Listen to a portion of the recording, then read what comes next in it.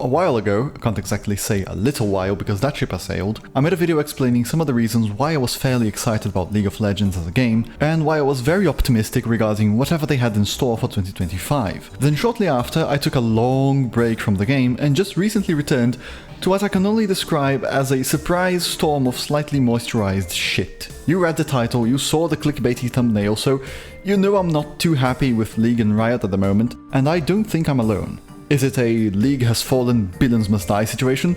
Probably not, or at least not yet, but it's looking pretty grim still. The latest controversy as of writing this script is Hextech chests. Riot just made an announcement regarding the removal of Hextech chests that you could earn through gameplay. Understandably, most of the community isn't too happy with League of Legends becoming greedier than literal Chinese waifu gacha games, but I'm not here to talk just about the chests. I want to start from the very beginning of when I started feeling like Riot had lost their touch. And frankly, it was quite recent, with Victor's rework of all things. Now, I like Arcane. I like Victor, and I like Victor from Arcane. But even at a glance, you can tell these two are not the same character. And I get it, Arcane as a series has different character design needs and demands compared to a top-down MOBA game. In that case, with the first season of Arcane, we got Caitlyn's visual rework, which revamped her to fit with more modern League in design and animations, while keeping her gameplay identical. Along with that, we had Arcane Enforcer Caitlyn, a skin given to players that's just Caitlyn as she appears in Season 1 of Arcane. Now let's compare that to what they did to Victor. To start, Victor in League of Legends was not as popular as Caitlyn, even if she did look like a porn parody of herself, and Victor still looked quite decent, and in my opinion had to age well enough. But maybe due to the massive popularity that Arcane Victor gained, due to being just a really interesting and well-written character, Riot decided to one-up that. A full visual rework of Victor, bringing his Arcane identity as the default one for Summon's Rift. It's not just a revamp like Caitlyn, but rather replacing League Victor with Arcane Victor. Predictably, actual Victor players weren't, and probably still aren't, too happy about that. His gameplay identity remained the same, with awkward to use CC, stupid poke laser and the works, but visually it's an entirely different champion. And the only real thing he's got in common with the old Victor is the third arm really. In League, he was the tech guy, using Hextech to power his inventions that he used to attack people with. Now, he's the Arcane guy, directly using the magic behind Hextech to attack people with. Sounds subtle on the surface, but it's a complete replacement of his whole theme, turning him into more of a dark, brooding version of Rise than anything remotely similar to something like Heimerdinger or Blitzcrank. And in case you didn't know, old canon has it that Blitz was created by Victor. With Arcane becoming the new canon for Runeterra, Blitzcrank is in this sort of lore limbo where he just can't exist as things currently stand, and all of his current stories are kind of invalidated. And yes, I know that old Aatrox mains didn't like the new Aatrox, and Aurelion Sol mains still miss his balls. But think about the reasons why Riot decided to do those reworks. For Aatrox, it was quite evident the playstyle was way too hard to balance. And auto-attack Trox was either ridiculously overpowered, face-tanking everyone and stat-checking people to death with healing and a whole-ass revive, or he'd be completely useless and straight up worse than the competition. With new Aatrox, they kept his visual identity as the big red demon guy, but completely changed his kit to have more skill expression and counterplay, effectively deleting auto-attack Trox from the game. Now, the few mains of auto-attack Trox were understandably upset about that, but his new version managed to attract a much wider, larger audience that ended up loyal to the champion because guess what? He's a lot of fun to play and still appeals to the people who enjoy playing as a scary red demon guy. Aurelion Sol's case is very similar, only instead of being hard to balance, his balls were, statistically speaking, just not an appealing playstyle to most. Yes, there were loyal A-Sol mains and one-tricks, as with any other champion, but according to Riot's data, most people would just try him out for a few games and then never touch him again.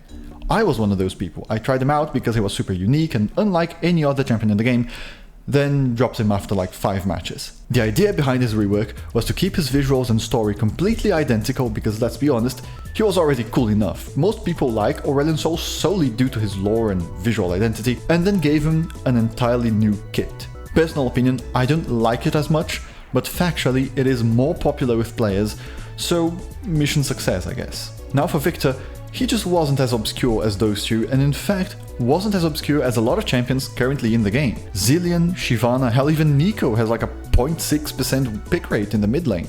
Victor, on the other hand, sported a pretty healthy pick rate that hovered around 2-point-something% when he wasn't the flavor of the month control mage. His rework came in as an attempt to bring Arcane fans to League of Legends, the game. His pick rate in 2025 reflects that at a massive 10% in the mid lane. Old Victor mains have no real reason to drop him because his gameplay is still the same, and the new design attracts more players, so all is good, right? Well, think about something real quick. If his rework had been something akin to Caitlyn, keeping his theme and character intact and just bringing him up to date. Because God knows Caitlyn looked lame before and had a massive glow up, so why not do the same to Victor and then make his Arcane incarnation into a legendary skin or something? Then you'd be able to bring in Arcane fans that are excited about the character that they like, and old Victor players remain satisfied with regular League players trying out a new Victor for themselves, and all is well. But that didn't come to pass. So what did? This incarnation of Victor is clearly very different from what we see in Arcane as well. If you look closely, his mask design doesn't have quite the same shape. He doesn't really move or walk in the same way as he would in Arcane, and perhaps worst of all, he does absolutely nothing that he did in Arcane other than the laser. Which, as an aside, we all just got baited hard by this in Season 1, didn't we? Why not have the exact same Arcane design in League of Legends? Isn't that the whole point of making Arcane canon? This segues perfectly into the next point, because did Riot just forget to communicate with their art department? All of the Arcane Season 2 skins, despite being theoretically canon to Runeterra and by extension to League of Legends, have a bunch of conflicting details for no reason. TB Skyen has a good video on this on his Shorts channel, but to summarize, why does Arcane Brawler Vi just not look like the Vi from Arcane? Where did this new gauntlet come from? Same question can be asked for Echo, Jace and even Jinx. What's the point of making these changes if these skins are supposed to be pulled directly from canon? Because what we have here isn't Jace from Arcane when he's all ragged and tired, and it isn't the final battle Jace either. It's an awkward mishmash of both. Hell, even make two skins for him, one from the time travel shenanigans and the other for the final battle. Sell them separately or in an expensive bundle, I'd understand. It's typical corporate greed, selling two skins that are super similar in an expensive bundle, whatever. That's comprehensible. But why water down your own design like this? I don't get it. And that's not even considering all the... And I don't want to offend the artist who worked on these, by the way. I'm sure we had like 2 days to come up with a design and model and texture and light map. But what is this? Karma, but orange. Whoa. Silas, but purple. Kaiser, but purple. Again. Yippee! Is this what 500 people were laid off for? Just slop filler skins for a higher price point? And the baffling part is that these come out along with genuinely great stuff, like Janitor Thresh, Froggy Milio, fucking has-been Hotel Shaco. So why even go through the trouble of making this sloppy, uninspired filler skins when you could just give the artists like an extra 2 weeks to come up with a more compelling design that, may I remind you, Mr. Riot Executive, will sell a lot better. And speaking of selling, here's the part you've been memeing about on Twitter for the past couple of weeks.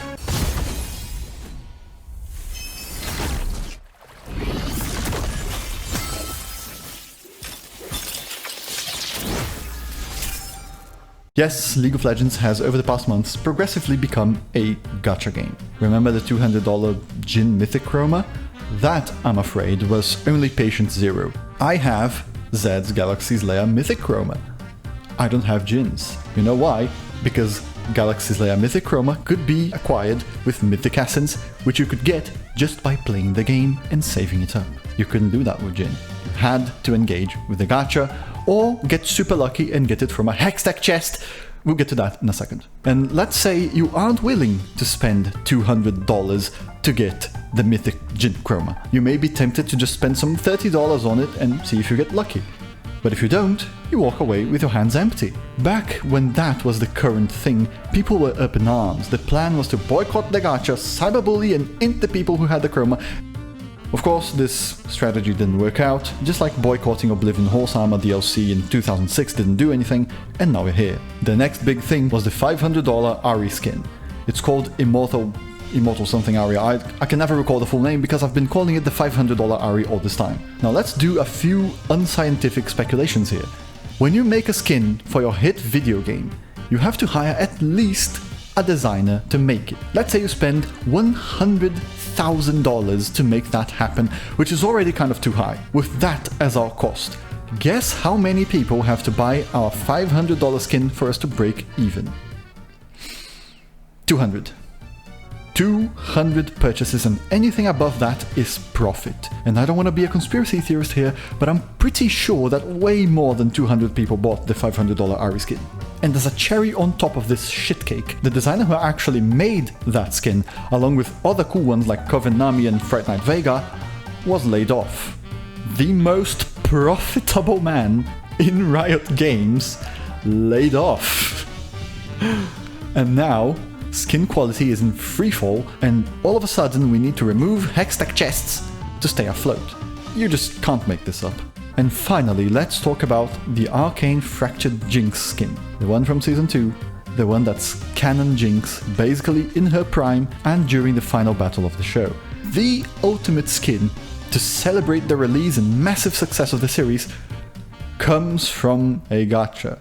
A pitiless, merciless, exclusively paywalled gacha that's more predatory than any actual gacha game that I've played. Sure, you could just pay the upfront price of $250 and this is the skin you paid all that for. It has 3 versions, 2 of which look pretty similar and none of which reflect how Jinx is in the actual show.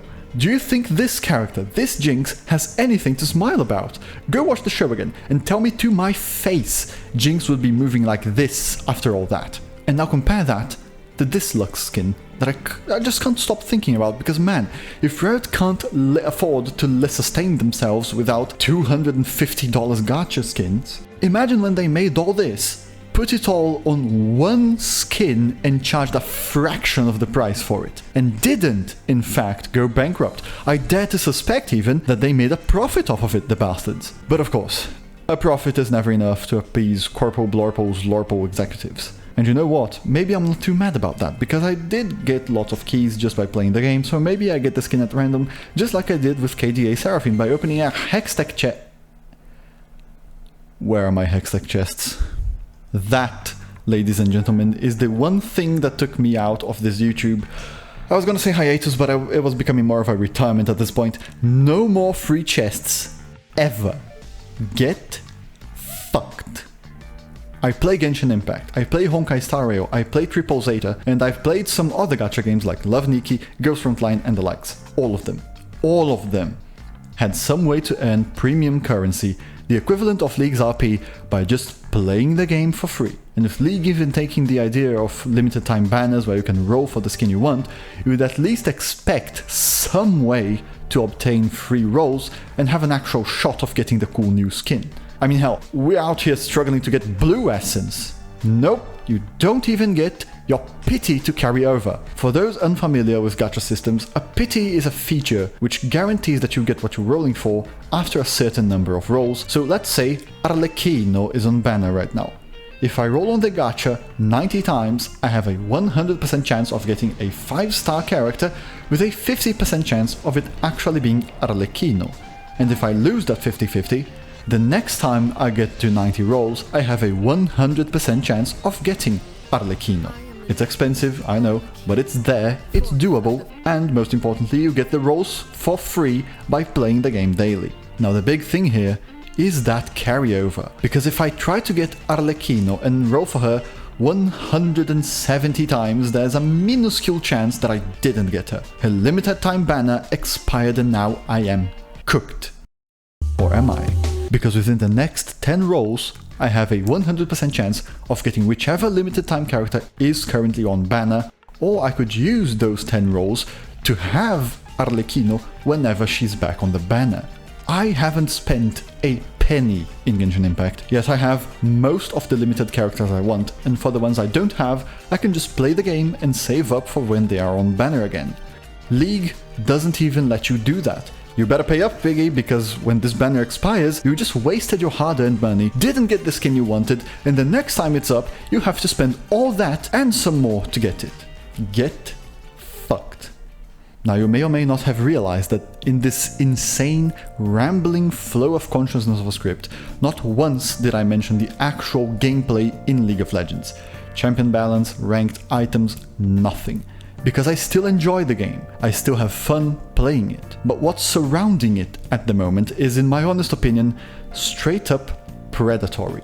One of the best parts of League's monetization model is that you could just go and buy the skin you wanted for a reasonable price, and that's that. It's what I did to get Warring Kingdoms Azir, I got it on sale even. Now, I just kinda don't wanna engage with the, let's say, meta progression of the game, unlocking new skins, new champions, challenges, titles, or any of that voodoo. Removing the earnable Hextech chests after we've had them for so long feels kinda like a rug pull.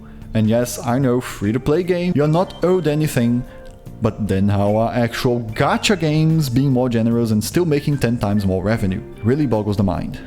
Anyway, that's that for now. Keep posting shitty Hextech chest edits everywhere you can, keep commenting about them on the official YouTube videos and social media promotion, keep complaining, and most importantly, do not give Riot any of your hard-earned money until they understand the feeling of sheer disrespect that most players have right now and actually decide to do something about it. We're listening to the feedback, they say, before doing absolutely nothing. So target their pockets, protect yours, and they'll have to listen eventually. That's all I have for now. I like to believe that things will change for the better, but you know how it goes. I bet on nothing ever happening. I'm all in.